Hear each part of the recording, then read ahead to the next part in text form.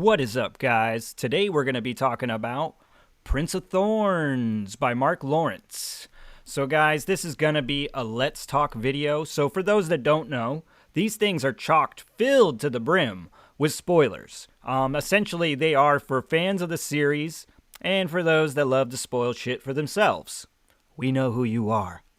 But yeah, so anyway, guys, if you're looking for a spoiler-free review of the book, I'll put a link in the description. But yeah, this thing is really just for me to get some thoughts out of my head, off of my chest. Prince of Thorns is literally a book that is near and dear to my black heart. But I'm not so blind and deaf to know that it's also on some people's hit list. Like, some people just hate this book. I've heard people say that it feels like a teenager wrote this book while they were pissed off. And, they're not really wrong. But there is reasons for that, I think, as well. And so I'm going to try to go into some of this stuff. Try to get into, who Jorg is. Because I certainly don't condone his behavior, but I do always encourage readers to dig a little deeper into that man that is cold and calculating and often accused of being a psychopath. Let's get into it. So one of the first things I want to get into is just what Mark Lawrence was doing here with The Prince of Thorns. And that is, he was taking a character like Alex from A Clockwork Orange and putting him in a fantasy setting. Now, you guys will hear me talk about this all the time, and I'm not saying it because it's like, ooh, look what I know. I'm literally trying to say this to you and inform you guys because it will explain some of that tone, some of that feel that the book gives off. There's part of the reason why this book feels like a pissed off teenager wrote it. It's because it's modeled after A Clockwork Orange and Alex to some degree. And The Clockwork Orange was very much about this hyper violent, pissed off teenager. You know what I mean? And at the end, there's a little bit of a message depending on which version you read. But nonetheless, this explains quite a bit of Jorg, how he, just how he thinks, why he's like this charismatic guy that is also just so violent. There's a lot of parallels, between Alex and Jorg. And then, Alex talks in that Nadsat language that Anthony Burgess created. Now, Jorg doesn't talk in Nadsat language, but Mark Lawrence certainly took some things, kind of twisted and made his own language, certainly for Jorg. But this kind of language and how it kind of comes through to the reader can be disturbing, can be jarring. And I think that's the fucking point, though, guys. You know what I mean? Sometimes, these guys were trying to push boundaries, and by all means, Mark Lawrence certainly pushed boundaries with Jorg, and I think he did a great job of modeling a character like Alex in a fantasy setting. And for any of you that are still out there hating, I just want to also let you know that Mark Lawrence gave you a much more digestible character, because we'll just say that Anthony Burgess's character of Alex is much more dastardly than Jorg. So yeah, you got a more digestible character here in Jorg, believe it or not. Now, actually pushing forward into the story, like I said, we're things told through first person, so we're inside Jorg head. But right out the gate, we don't know him, but we're starting to know him at a rapid rate, and we can see it's all dark. We're getting the bloody picture here, like fucking Maberton burning, all the farmers in death and just, blood on the flagstones, blood everywhere kind of deal. But and it's easy because of everything that's going on, the chaos, and obviously we're seeing that Jorg and the Road Brothers are the cause of it. So it's easy to be like, these people are fucking horrible. And they are, but there's also things at play here that are easy to miss. One being, we start to understand that Jorg has rules.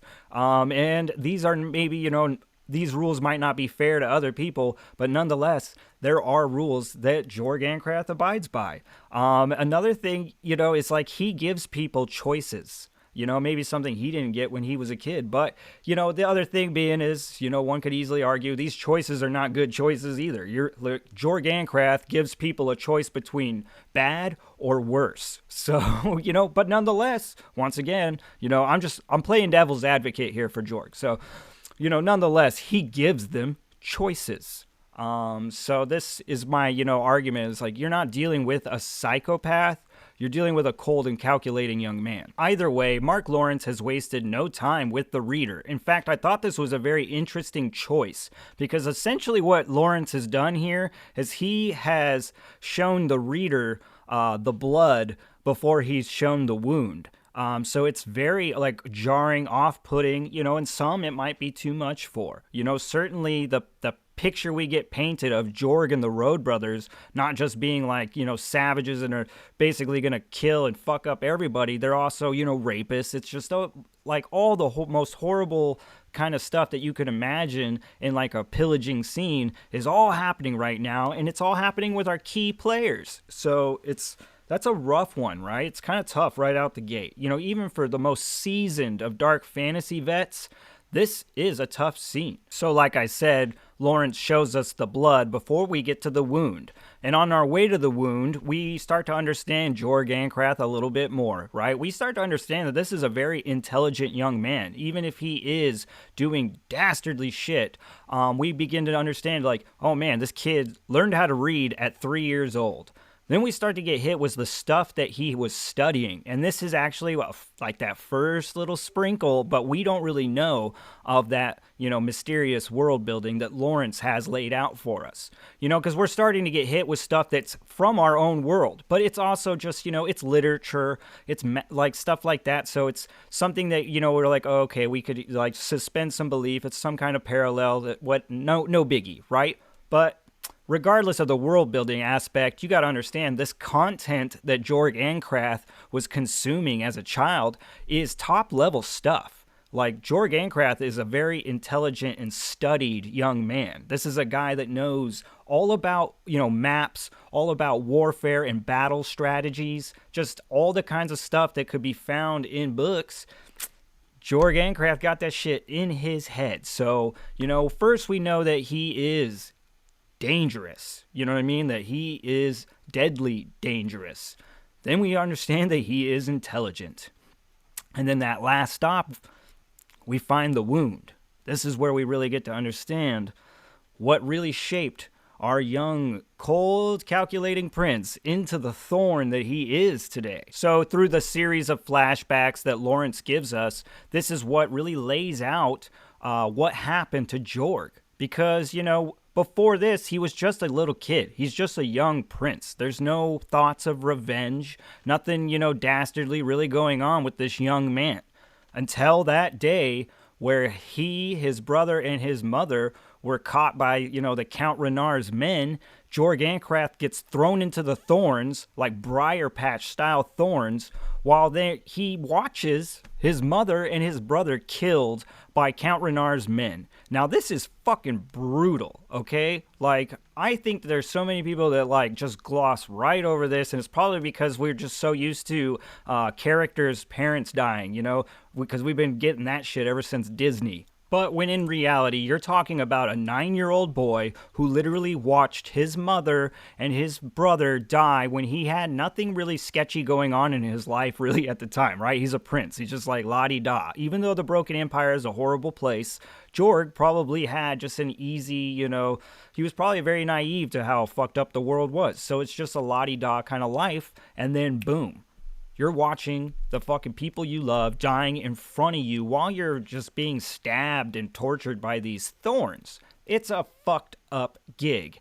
And so no wonder, where little Jorg finds himself, as he's recovering. Now, the recovery of Jorg Ancrath is really something I think a lot of people just kind of gloss over or overlook, because this is a huge element to what, a big contributing factor, right? We have this prince. He's been left for dead. Everyone thought he was dead. He's almost dead. He's watched his fucking mom and brother die. He is traumatized to the T, physically, mentally, spiritually. So on the mend, you know what I mean? He knows. He puts 2 and 2 together. He knows that it's Count Renard's men that killed his mom and his brother. And this little boy, in the recovery room, destroys and just annihilates any chance of feeling ever again. He destroys and cuts himself off from his emotions. We read about this. You know what I mean? And this is pretty deep to listen, like to follow a 9-year-old boy as he's destroying his own emotions so that he could, step further into the future and not get fucked up again. Not only that, this is where we see Jorg Ankrath talk about how he creates mental torture chambers in his head. Once again, we're watching a 9-year-old traumatized boy playing out scenes of revenge in his head, right? Symptoms of trauma, right? This is how people grieve sometimes. They fucking will just come up with these crazy scenarios in their head because it's cathartic in ways. But we know that Jorg Ankrath, during this whole recovery thing too, is not looking for like some kind of cathartic way out. He is decided that he is never going to be a pawn in anyone's game here in the Broken Empire again, right? So that's why he's destroyed his feelings. He's built mental torture chambers. He's signed the contract of revenge. He's done so much here, while he's recovering physically. He's done so much mentally that it's just, he's a fucking like an iron trap, and he is set. He is playing the game, and he's playing to win. Now, there's not only just all that mental stuff happening, there's also what we get hit with is we know that the thorns that Jorg Ankrath suffered as well have caused an infection, one that flares up within Jorg Ankrath throughout the story because he comments on it, and we hear him talk about how Macon made the comment about how something has broken within Jorg.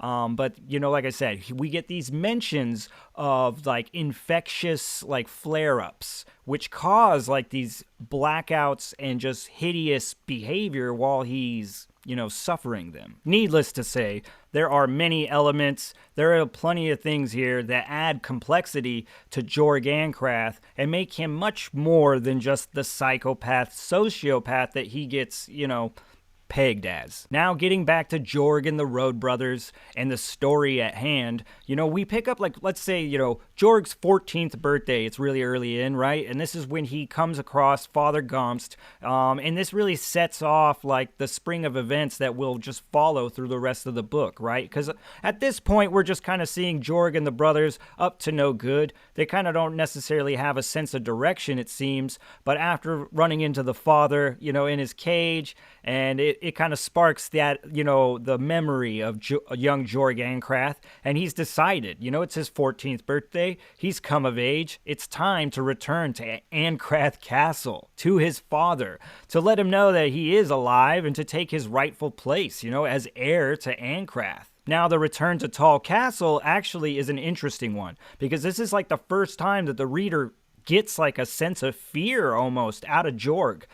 We kind of get the notion that Jorg is kind of worried about seeing his father, that maybe Jorg's father is the only one that Jorg is still afraid of, if he is afraid of anything. Now, when Jorg and Macon make it inside Tall Castle, and they're basically, Jorg is reunited with his father, but this whole scene is not maybe what Jorg was expecting, because we see that, Jorg's father has remarried. Not only has he remarried, he has a new son on the way. He has a new sorcerer. He's got, the inside of Tall Castle, it doesn't look anything like what Jorg remembers. And as well, he's not getting a very warm welcome at all from his father. He's trying to kind of take his rightful place, take his birthright, and he's somewhat denied by his father, King Oladan. Now, what happens from here is we see that whole thing play out between Macon and Oladan, where, you know, he's basically like, look, dude, I sent you to go find my fucking son. That was years ago. What the fuck? And, you know, Macon obviously was once a very good guy. For whatever reasons, you know what I mean? He is who he is now. And, you know, but God bless him. We're glad that he is by Jorg's side. And this is also, you know, when the reader gets a little taste of just, you know, that Jorg does care for his brothers, at least some of them. And Macon is definitely one. Because what happens is we get this whole little, like, duel scene where Jorg knows that Macon's going to die. Like, he knows that he's outmatched. And Jorg just cheats for Macon. He shoots the motherfucker with the crossbow. And it's great, right? It's just, this is classic Jorg. This is when we're beginning to understand that Jorg has no problems with cheating to achieve his goals. In saving Macon's life, he had to cheat. He had no problem. He did it. Boom. it's right after these events that we see King Oladan strike that deal with Jorg, right? Like, he's like, you want your birthright? Well, come and fucking earn it, buddy. I want Castle Red. I want Galeth. And the thing is, no one can get Galeth. It's an impossible task. This is a suicide mission that Oladan is sending Jorg on. Like, he knows that, and that's probably why he's smiling. But we all know Jorg, and he smiles back and says, challenge accepted. And this is the thing, man. We are really beginning to understand Jorg in this moment as well, that he is a calculating guy, right? Like, we just saw him calculate that whole thing out with Macon, and he made a decision that, oh, gotta fucking shoot this dude. Jorg Ancrath is always putting the pieces together. He's always checking out the fucking other person's moves. He is very in tune to what is going on. And when you're not paying attention to Jorg Ancrath, he's stealing your shit.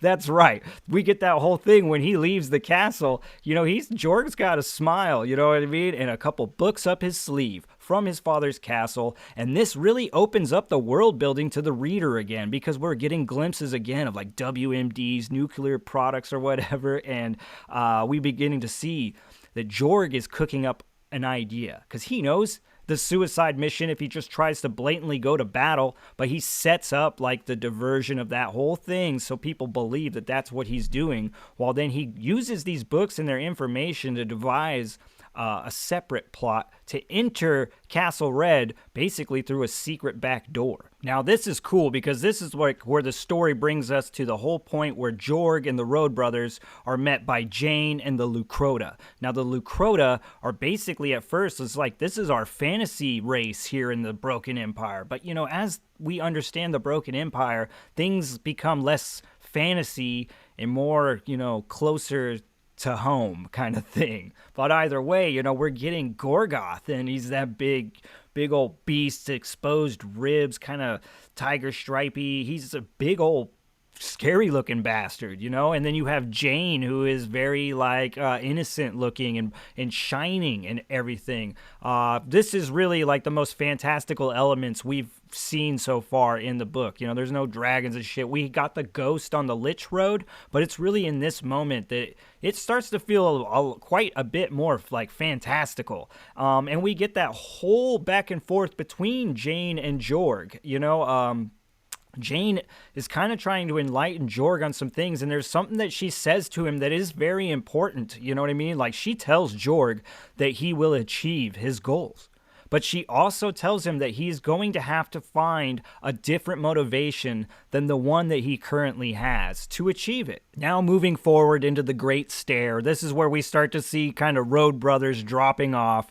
And honestly, though, here in Prince of Thorns, the Road Brothers aren't really fully fleshed out. I mean, we're getting to know them, but besides the Nuban and Macon, we're not spending a shit ton of time, and most of them just don't seem that important. But regardless, we're losing them at a rapid rate here on the Great Stair. And this is also when we run into the necromancer. We have that whole scene with Chella and Jorg, and this is, like I said, this is where that book is starting to get that fantastical element, because now we got necromancy, you know what I mean? We got the Lucrota and shiny Jane, you know what I mean? There's just some stuff going on. You're like, whoa, okay, what the fuck?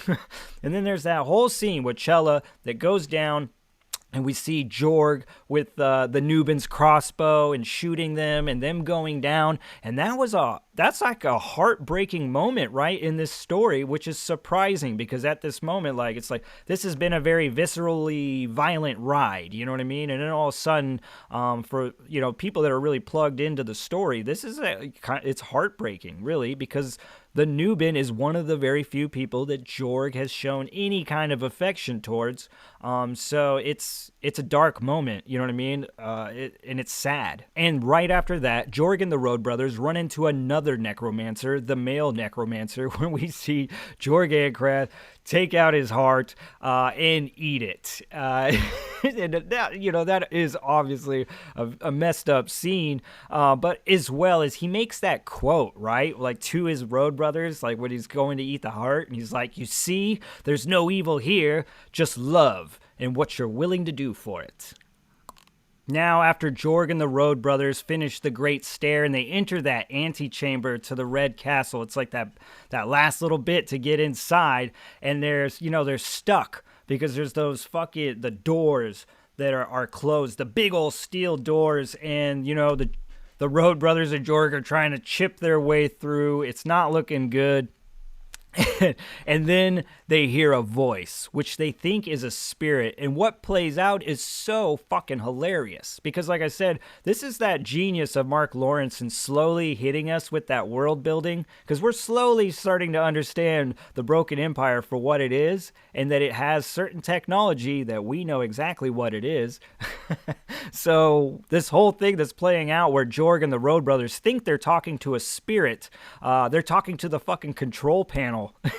In like an automated voice that wants to know the password, and just imagining these fucking guys with swords, these burly, just horrifyingly terrible men just being like spooked by by a control panel voice is comical. And it's classic like Lawrence, really. Like this kind of stuff is just sewed throughout his books here in the Broken Empire. Then we see Jorg and the Road Brothers make their way into the room, right? And this is where they're unboxing crates and stuff. And as the reader, like at this point, we know exactly what the fuck is going on. And these guys are surrounded by nuclear weapons, like bombs and shit like that. And they have no clue what exactly they're dealing with. Like Jorg has like the best idea, but I don't even think he fully understands like what exactly he got in the palm of his hands right now.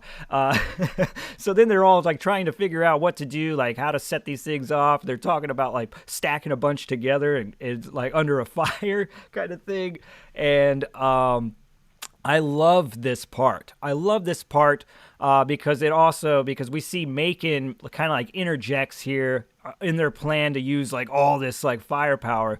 And Jorg at this point in the story, he makes like this like comment to the reader is like, people in the Broken Empire have no idea how big of a hero Macon is for that day, and his his interjection in this decision to go big boom. Now, shortly after this, we see Jorg and the Road Brothers, what seem to be at a safe distance away from Castle Red, and it goes boom. Like they blow that motherfucker up, dude. It's funny as shit to see in a fantasy setting, right? Like this cast and crew just nuked a castle in a fantasy setting.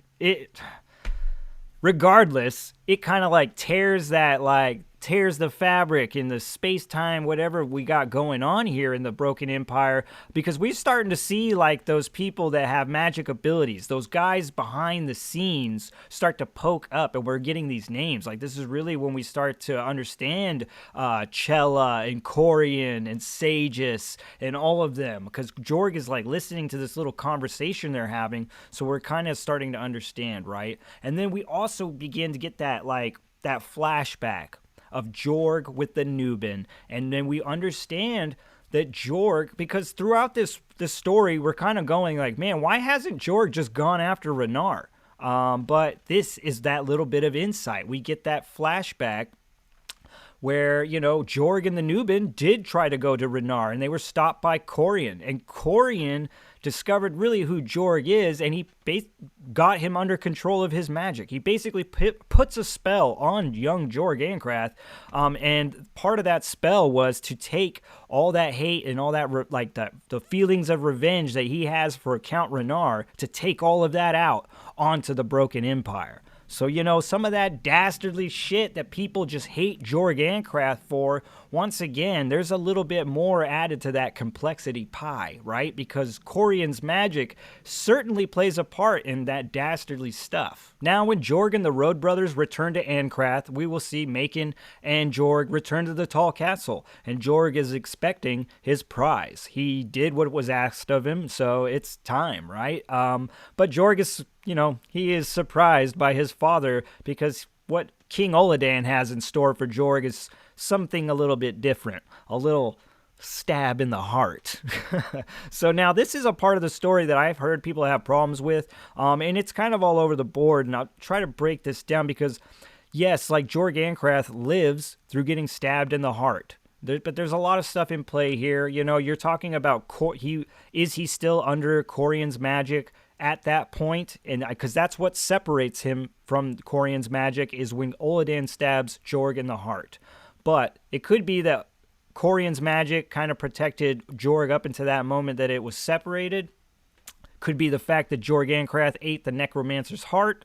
There's several things at play here, but certainly it's like the people that are arguing that this feels like a Deus Ex Machina moment or just like, you know, poorly written. I don't necessarily have like a gigantic like argument against that. You know what I mean? It does feel a little convenient, and I don't know if the convenience is tied into Corian's magic or if it's just fucking convenient, all right? But either way, Jorg gets stabbed in the heart by his father. It separates the manipulation magic that was put on him.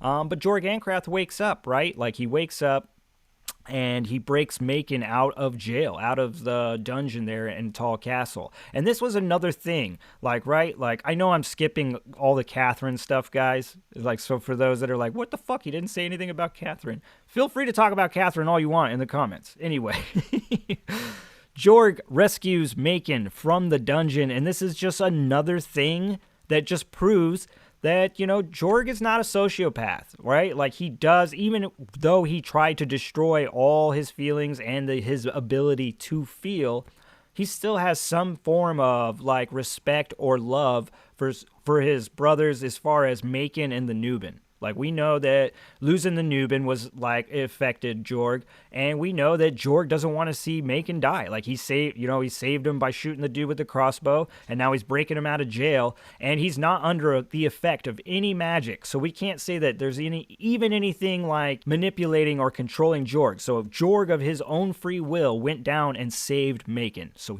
we know he's got love for folks. Once Jorg and Macon are out of Tall Castle and basically in the free and clear, this is what we're starting to see, that Jorg is a little bit different than he was before he was separated from the magic. Now, we also are enlightened that Jorg is no angel just because of this separation, but certainly he has become a little bit different already. And we see that he is refocused in his efforts in revenge, and he's added one more name to that list, Corian.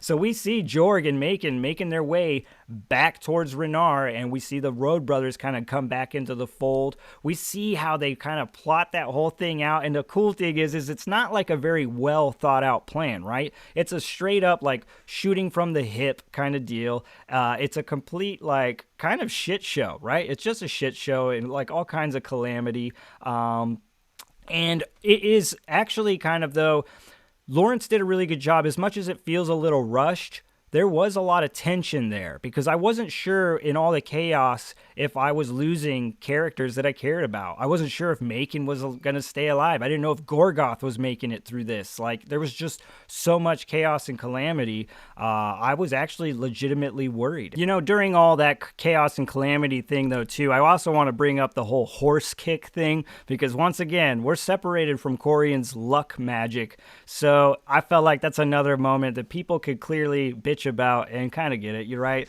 but maybe it kind of works into this kind of twisted sense of humor that Lawrence had cooking up from beginning to end through this. You know, getting mule kicked, you know what I mean, and it saving your life is a kind of, it's pretty fucking funny. Let's all laugh about it, huh?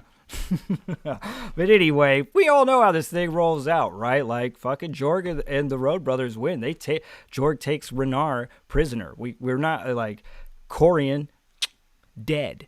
So Jorg gets to become king, and we will be moving on to the next installment.